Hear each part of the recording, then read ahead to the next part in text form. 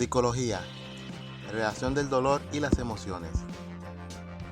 Al hablar sobre el dolor, todos de alguna manera u otra reconocemos de qué trata, ya sea un dolor provocado por un daño físico, dolencia de salud, dolor emocional y hasta aquel dolor que sienten personas hasta el punto de llorar sin saber la razón o de dónde proviene ese dolor que sienten. Aunque el dolor físico y el dolor emocional son comúnmente tratados con medicamentos y otros tratamientos médicos, he notado que pocos hablan sobre la relación del dolor y las emociones. Porque a pesar de que las emociones hasta cierto punto nacen en nuestra mente, está demostrado que el dolor y las emociones están muy relacionados.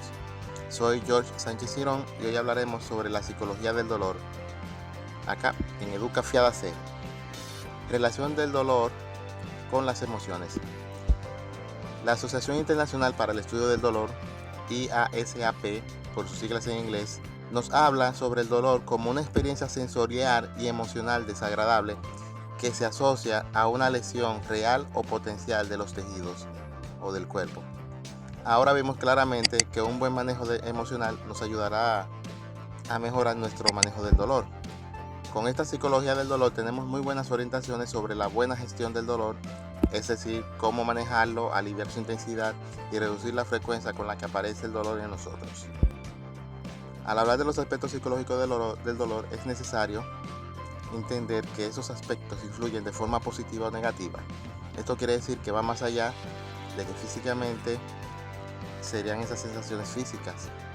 De esta manera, la experiencia final del dolor viene como resultado de la capacidad de la persona para percibir y soportar esa alteración dañina que termina en dolor.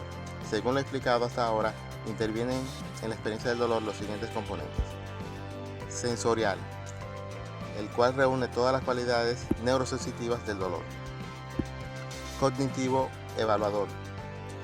Esto se refiere a la valoración consciente que la persona da a lo que está sucediendo o que podría suceder.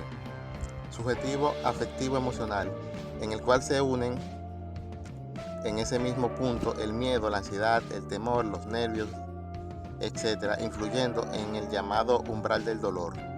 Ahora bien, desde la psicología del dolor trabajamos estos dos componentes, cognitivo evaluador, es decir, el pensamiento y anticipaciones, y la predisposición de la persona ante el dolor y durante el dolor, y el componente subjetivo emocional, identificando y gestionando las emociones que surgen ante el dolor que pueden interferir manteniendo o agravando las sensaciones dolorosas. El objetivo de la psicología del dolor al evaluar estos componentes es cambiar lo que la persona percibe con relación a la situación que le provoca el dolor, cambiar su actitud y comportamiento. Estado emocional y dolor. El dolor afecta a todos los aspectos físicos de la persona, como la pérdida de sueño, o más bien dicho, trastorno del sueño, o disminución o aumento del apetito, limitaciones de la actividad física. También hay alteraciones en la vida social de la persona, donde puede ser más antisocial o muy social, etc. Dolor y depresión. Una persona con depresión presenta síntomas muy similares a los que una persona presenta en una enfermedad con dolor crónico. Una persona que padece dolor crónico tiene cambios de humor muy seguidos, disminuye su actividad física, cambia su concepto de sí mismo, se mantiene mucho tiempo en la cama, modifica su dinámica vital para la vida y hasta su vida familiar es alterada. Los pacientes con dolor crónico presentan la depresión como afección secundaria y los pacientes de depresión nos hablan del dolor como un síntoma destacado. Dolor y ansiedad. Primeramente, la ansiedad es un estado mental que se caracteriza por una gran inquietud, una intensa excitación y una extrema inseguridad, y esta ansiedad puede mantener siempre el dolor presente en la persona. Por esta razón es importante mencionar la relación del dolor y la ansiedad. Estudios nos dicen que al mantener un dolor constante, la aparición de la ansiedad es lo que hace que los pacientes califiquen el dolor de insoportable. Ahora entendemos por qué la aparición de la ansiedad es un factor de riesgo bastante alto para convertir el dolor en un dolor crónico. Personalidad y percepción del dolor. Nuestra personalidad está formada por nuestras experiencias, creencias, miedos, maneras de cómo procesamos la información que llega a nuestras manos y todo lo anterior heredado de nuestros familiares o de la sociedad como tal.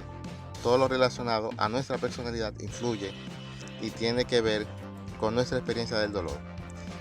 Y al presentarse en una persona algún desorden emocional, al experimentar el dolor, se distorsiona de gran manera. Un ejemplo de lo comentado anteriormente son las personas con rasgos histéricos.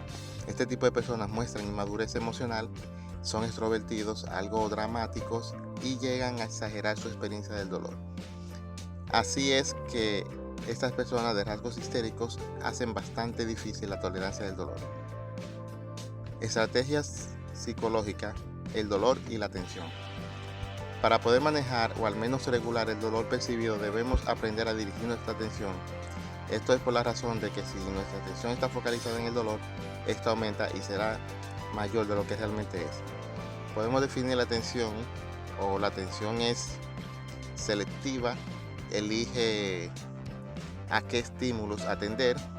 También es limitada, no podemos atender en condiciones óptimas o más de un estímulo al mismo tiempo. Es controlable, aunque habitualmente funcione con el piloto automático, basta con proponérselo para darle órdenes. Ahora un ejemplo de qué tan efectiva es orientar nuestra atención para disminuir nuestra experiencia del dolor. Una persona cualquiera que va a una fiesta, el zapato le incomoda un poco, baila toda la noche, mucha música y conversa gratamente.